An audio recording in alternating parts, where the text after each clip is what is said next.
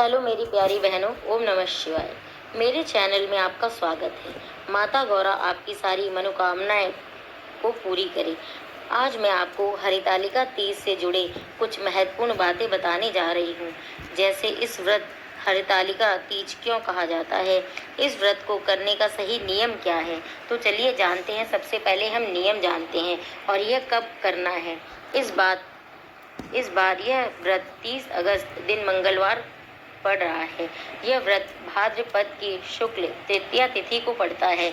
यह व्रत अच्छे पति की कामना से एवं पति की लंबी उम्र के लिए किया जाता है। मान्यता है कि भगवान शिव जी को अपने पति रूप में पाने के लिए माता पार्वती ने सबसे पहले इस व्रत का पालन किया था।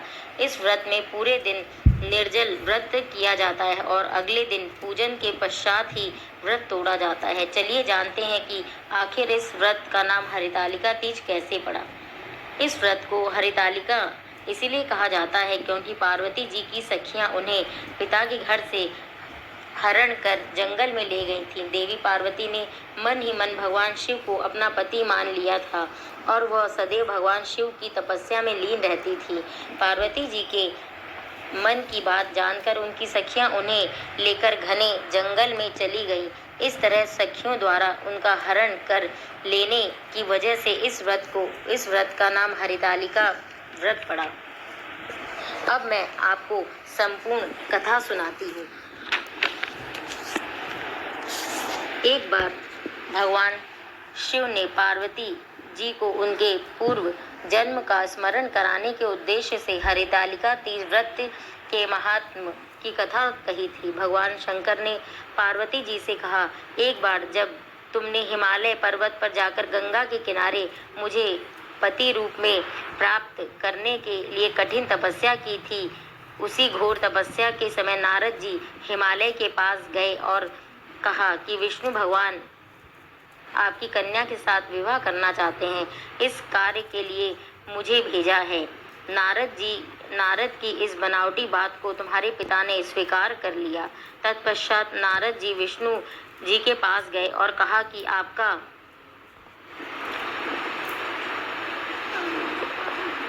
आपका विवाह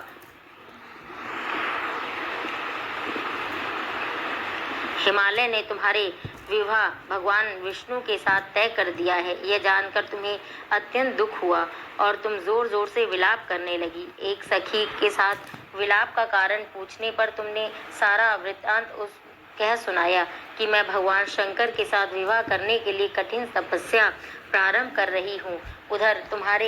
उधर हमारे पिता भगवान विष्णु के साथ संबंध तय करना चाहते हैं। मेरी कुछ सहायता करो, अन्यथा मैं प्राण त्याग दूंगी। सखी ने अपनी सहेली का ऐसा विलाप देखते हुए कहा, मैं तुम्हें ऐसे वन में ले चलूंगी कि तुम्हारे पिता को पता भी ना चले। इस प्रकार सखी सबकी सम्मति के साथ उस जंगल में चली गई।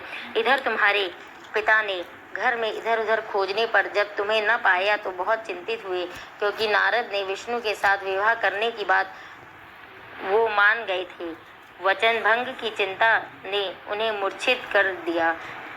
तब यह तथ्य जानकर तुम्हारी खोज में लग गए। इधर सखी सहित तुम सरिता किनारे एक गुफा में मेरे नाम की तपस्या कर रही थी।